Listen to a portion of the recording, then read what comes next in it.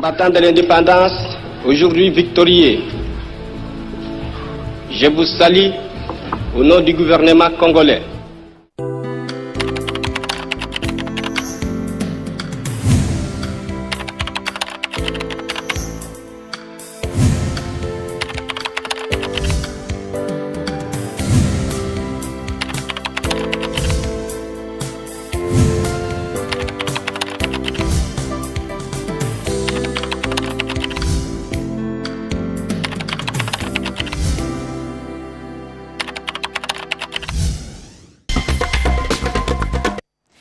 Dans cette édition, les morgues de Kinshasa saturées, un taux élevé des cas de décès, l'opinion s'interroge sur les dispositions prises pour faire face à cette situation inédite. Nos reporters ont fait le constat, détail à suivre dans cette grande édition de la mi-journée sur la radio-télévision nationale congolaise. Madame, Messieurs, bonjour, bienvenue dans ce journal.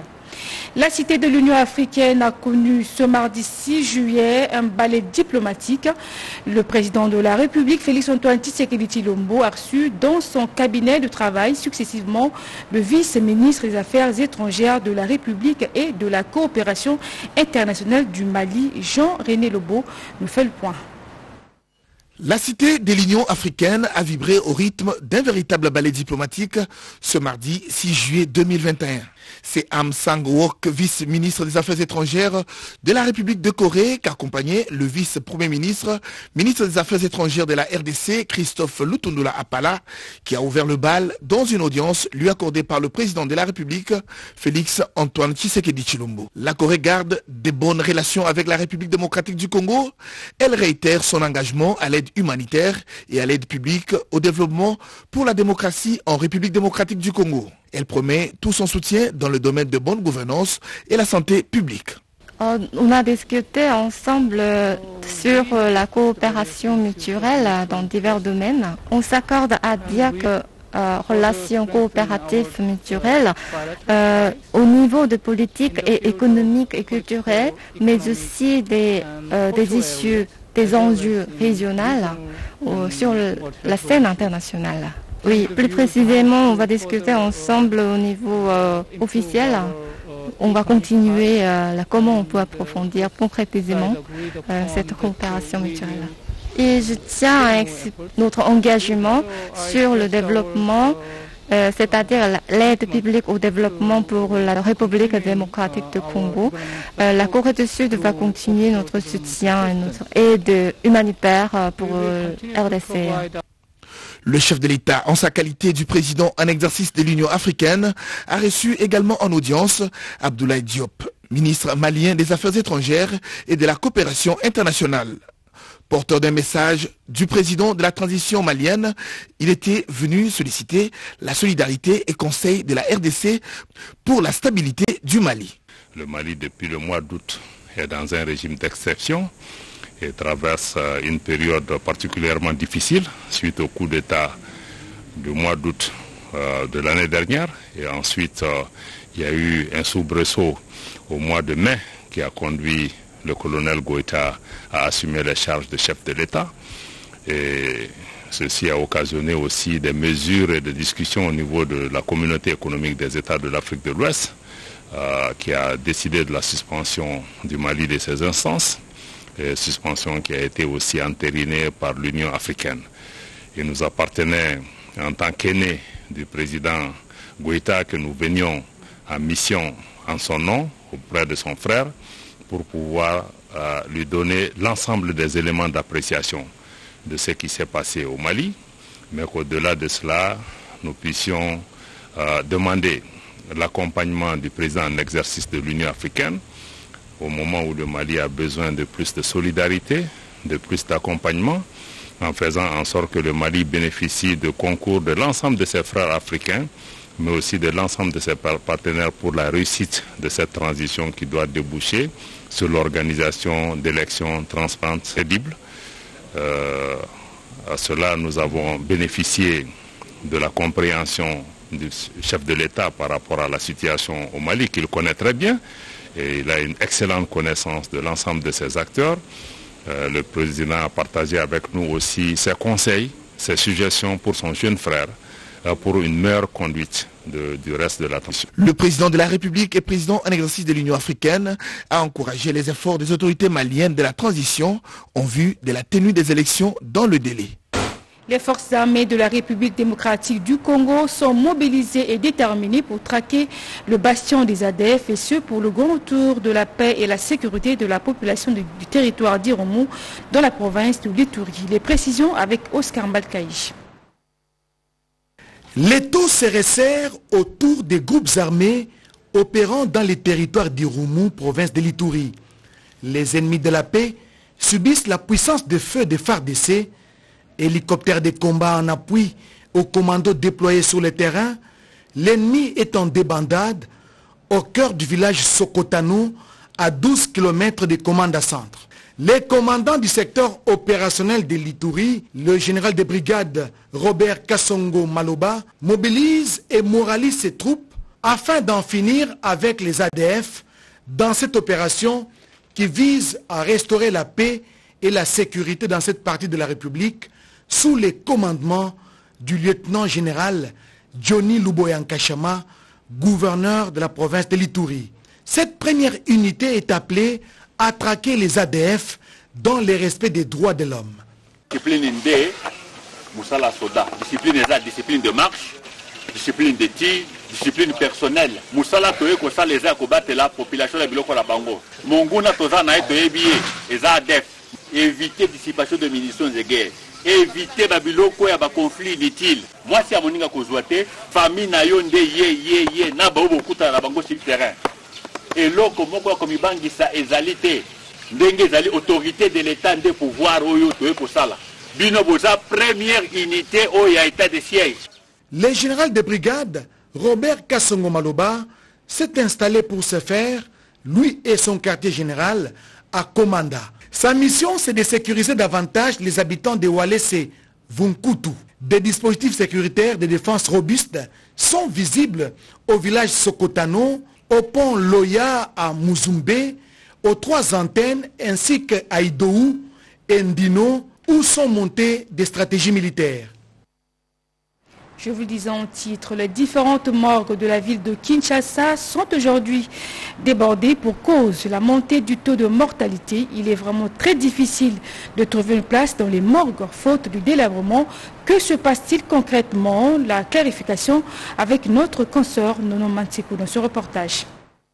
Par ces temps qui courent, la ville de Kinshasa offre une image désolante et douloureuse et de la saturation de la quasi-totalité des infrastructures de formation médicale. Les taux de mortalité a sensiblement augmenté dans la capitale. C'est pratiquement un parcours de combattants pour arriver à trouver la moindre petite place dans les morgues. Effectivement, au mois de juin, c'est là qu'on avait constaté qu'il y avait eu beaucoup de cas de mort dans la ville de Kinshasa. Et ici, chez nous aussi, il y avait des gens qui venaient avec des corps, mais dès que chez nous, c'est plein, on ne recevait pas, on renvoyait pour aller chercher ailleurs. Le déferlement de la 3e vague de la Covid-19 est venu encore amplifier une situation déjà difficile à vivre par la population de Kinshasa. Un tableau aussi inquiétant a inspiré le député national Guy Mafuta qui a eu l'idée d'en savoir un peu plus en adressant une question d'actualité au ministre de la Santé. Nous dire qu'est-ce qui est la cause de tout ça. C'est vrai, nous tous nous sommes appelés à mourir un jour. Mais nous pensons que le rôle de l'État, le rôle de ce ministère, c'est notamment aussi veiller à la vie des Congolais que nous sommes. Et on ne peut pas rester indifférent et silencieux face à une situation très macabre qui nous entoure. Il est vrai, la série des grèves déclenchées par les infirmiers ne peut pas tout expliquer, mais peut avoir exercé une certaine influence. Ces derniers temps, dans le secteur de la santé, il y a eu, comme vous le savez, madame, grève de paramédicaux et des administratifs de l'hôpital. C'est les médecins qui n'étaient pas encore en grève. On a aussi assisté, par ces faits, un peu à plus de morts. Mais aussi, on a beaucoup de cas maintenant là qui viennent dans un état un peu plus avancé. Très grave, et que lorsqu'on fait le test Covid, la majorité de ces cas-là sont positifs. La majorité des cas, c'est positif. C'est pour cela qu'on peut aussi attribuer cette montée de mortalité-là un peu plus avancée à cette troisième vague. La santé n'a pas de prix. Il faut espérer que le gouvernement sera non seulement regardant sur cette situation, mais surtout soucié d'y apporter des solutions qui s'imposent. Les usagers de la grande agglomération du tronçon Bitabe-Pascal dans les communes de Massina et Kimbantseke ne respectent pas l'utilisation de cet ouvrage. Ils se livrent au risque des accidents, transformant les séparateurs en passage avec tous les risques possibles. Béatrice Chako, Patricia Ungu ont fait le constat. Les sauts de moutons ont été initiés et construits pour désenclaver les communes et mettre fin aux embouteillages monstres dans la capitale. Malheureusement, depuis quelques jours, Tiangou a repris avec ses traditionnels embouteillages. À cela s'ajoutent les mouvements des piétons entrelancés et évitent d'emprunter les passerelles. Pourtant, la présence de ces ponts serait vraiment d'une grande importance pour faciliter la circulation de la population en toute quiétude en cette période de construction des séparateurs. Mais on doit quand même sensibiliser, mobiliser cette population à bien se protéger. Si on a fait ça, c'est pour notre protection, c'est pour notre bien.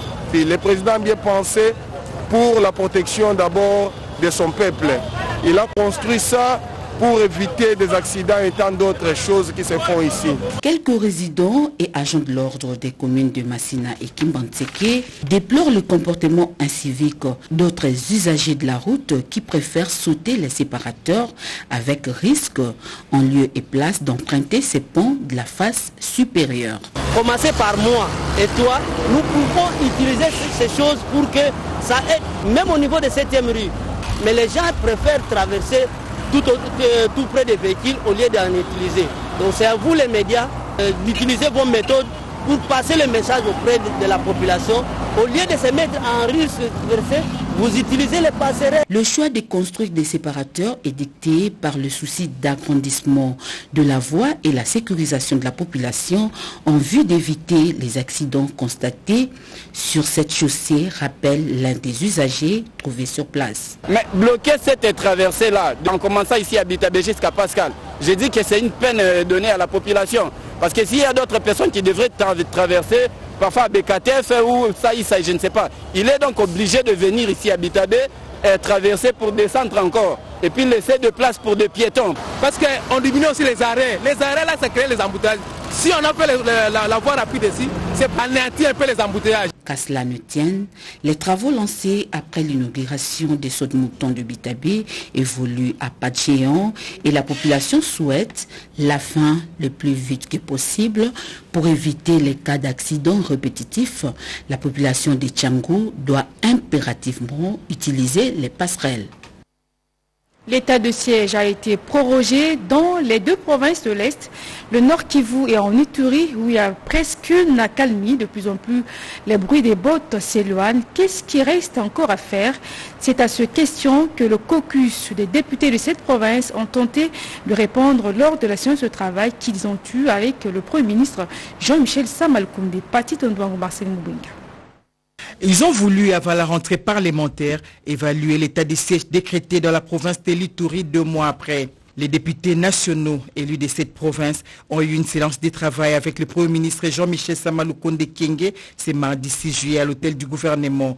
Pour ces caucus des députés nationaux de l'Ituri, conduite par le député national Wilson Adirodou, il est temps de rendre effectif le programme DDRC pour l'intégration et la réinsertion des miliciens qui veulent abandonner les armes. Il a fallu que, effectivement, avant que nous puissions rentrer en vacances parlementaires, nous puissions venir évaluer avec le Premier ministre ainsi que quelques membres du gouvernement concernés l'état de siège, qu'est-ce qui a marché, qu'est-ce qui n'a pas marché et qu'est-ce qu'on peut renforcer encore davantage.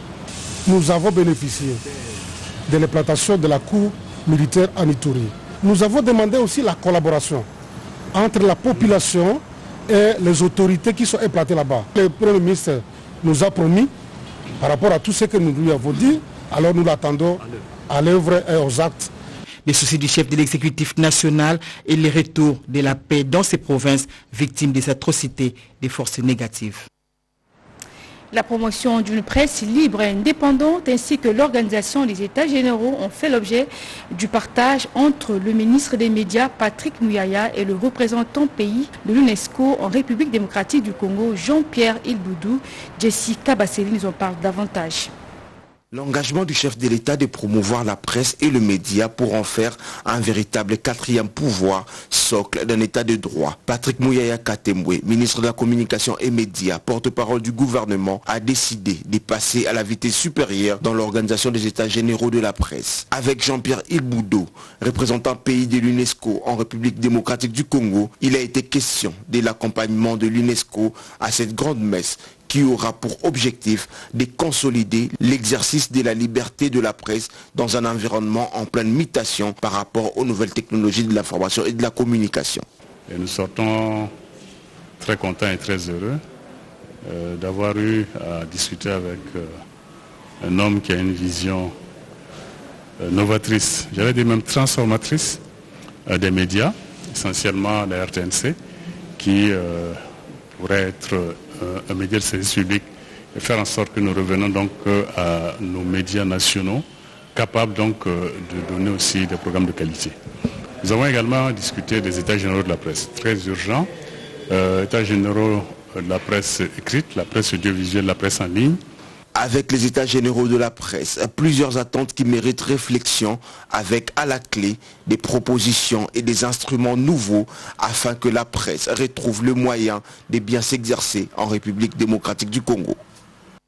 Et puis sachez que le ministre d'État en charge du plan, Christian Mwando-Ntimba, a échangé avec l'ambassadeur des États-Unis sur des projets socio-économiques basés pour le développement en République démocratique du Congo. Mike Hammer a rassuré aux représentants du gouvernement de la République pour l'appui de son pays, les États-Unis, d'investir dans la construction des routes, des dessertes agricoles. Rodépanda, Odilo Kayuma, reportage. Dans le souci de répondre aux attentes du président de la République, Félix-Antoine Tshisekedi Tshilombo, qui tient à l'amélioration des conditions de vie des Congolais, il faut des moyens nécessaires pour la réussite des actions du gouvernement que dirige Jean-Michel Samaloukonde. Le ministre d'État en charge du plan, Christian Mwando-Ntimba Kabulo, joue sa partition pour que l'action gouvernementale soit possible avec l'aide des partenaires. C'est l'essentiel des échanges entre le ministre d'État en charge du plan et l'ambassadeur américain Mike Hammer. C'était une occasion pour le ministre du plan d'exprimer les besoins pour un financement qui sera orienté dans la réhabilitation des structures socio-économiques de base, surtout les routes des dessertes agricoles en RDC. Qu'est-ce qu'on peut faire ensemble pour assister au développement du pays? On a parlé de l'importance de la lutte contre la corruption, que c'est essentiel. Aussi de comment on peut améliorer le climat d'affaires pour attirer des investissements de les grandes entreprises américaines. Spécialement, on discutait les opportunités qu'il y a dans le secteur agricole parce que la RDC a un potentiel énorme. Assisté de son vice-ministre, le ministre en charge du plan, Christian Mwando-Ntimba, a présenté à son hôte le besoin du retour de l'USAID qui sans cesse accompagne le gouvernement avec des fonds pour soutenir des projets de développement, mais aussi orienter les investisseurs américains vers la RDC. Tous pour le rabais des prix des surgelés et des billets d'avion. Les organisations de défense des droits des consommateurs apportent leur soutien au ministre national dans son initiative de la recherche du juste prix. Ils sont au micro de Sandra Nyangui. Tous les moyens sont bons pour soutenir sa position, mais il faut rester loyal et surtout fidèle aux faits. La décision de rabattement de prix de produits surgelés sur le marché a créé un tollé dans les chefs des opérateurs économiques, membres de la FEC, qui prétextent n'avoir pas été associés à cette démarche. En républicain, le ministre de l'économie nationale, Jean-Marie Kalumba Youma, a suivi tout le processus du dialogue avec ce partenaire du gouvernement. Comme cette réunion au cours de laquelle la structure de prix a été analysée de fond en comble afin d'en extirper tous les éléments non incorporables. 36 au total ont été identifiés et élagués, raison indéniable pour que baissent les prix sur le marché. Prenons dans une structure de prix surchargée pour le chinchard de 16+, le prix de vente d'un carton de 30 kg revient à 43 $ américains. Regardez maintenant, après toilettage des éléments non incorporables dans la structure de prix, le même carton d'un Piodi Chinchard 16+ de 30 kg revient à 15 $ américains. Les exploitants du secteur aérien du réseau domestique ont présenté leurs requêtes. 6 au total, et le ministre de l'économie nationale Jean-Marie Kalumba Youma a plaidé auprès du gouvernement. 4 requêtes ont eu gain de cause. Il s'agit de la réduction de la taxe d'autorisation d'importation d'un avion qui passe de 70 000 à 10 000 $ américains. À titre illustratif, Kinshasa-Goma et Kinshasa-Lubumbashi, le prix du billet revient à 188,2 $ et Kinshasa-Mbujimaï 121 $ américains. Le gouvernement a décidé donc du nettoyage de la structure de prix avec effet immédiat sur le marché. Les opérateurs économiques n'ont qu'à s'y conformer sans atermoiement. Dans l'actualité également, la coopération entre l'Égypte et la République démocratique du Congo se porte bien dans le domaine de télécommunications. La République démocratique du Congo, à travers la Société congolaise des postes et télécommunications, représentée par son directeur général Didier Mousseté, vient de signer un protocole d'accord avec une firme égyptienne pour la fourniture d'une centaine de kilomètres de fibres optiques à la RDC. C'est un reportage de Jean-Pierre Ndolo Demazou.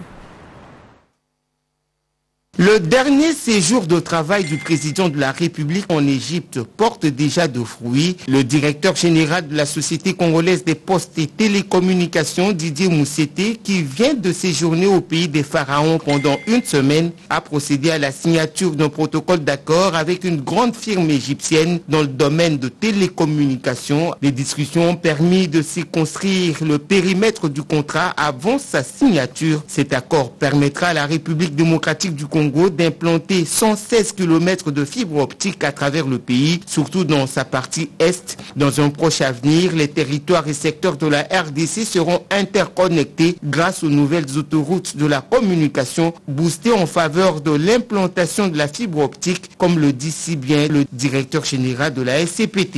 Il faut que nous puissions interconnecter tous les territoires de notre pays et tous les secteurs de notre pays à travers le très haut débit. Et c'est donc que la fibre optique qui le permet.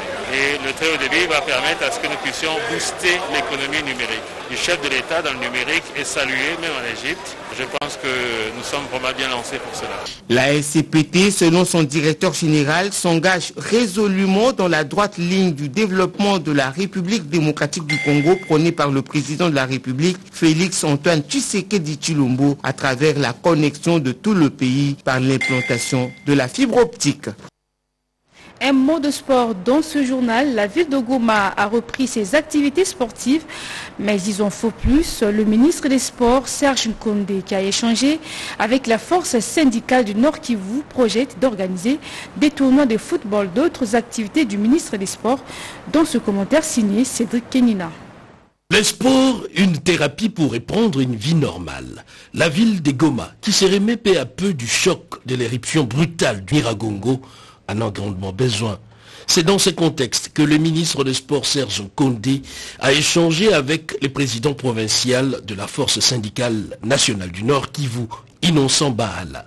L'on entrevoit déjà organiser des tournois interscolaires de football et autres. Dans le souci de déstresser cette population, nous sommes venus ici pour aussi demander à son Excellence, Monsieur le ministre, de bien vouloir organiser des tournois interculturels qui peuvent faire à ce que les jeunes de ces territoires puissent se retrouver en tournoi interscolaire. Vous trouvez les jeunes de Rutshuru jouer avec les jeunes de Butembo, ceux de Butembo jouer avec ceux de Massissi. Cela pourrait faciliter une cohésion sociale afin que les gens encore cohabitent et que nous ayons une paix durable à travers le sport et les loisirs. La question des aires des Jeux spoliés a figuré également au menu. Puisqu'on parle du tapis vert, du moins de gazon vert, les stades Joseph Kabila de Kindu dans le Maniema a tout perdu de sa verdure. Les coordonnateurs de Maniema-Union étaient chez les patrons des sports. Par ailleurs, Maniema-Union s'apprête à jouer la Champions League africaine. C'est pour assurer le décollage du Kasaï oriental que le sénateur Eric Ngalula est allé faire part de ses ambitions pour le développement de cette province qui, jusqu'à là, n'a pas un gouverneur à la tête de cette dite province. Les détails avec Yolande Voka.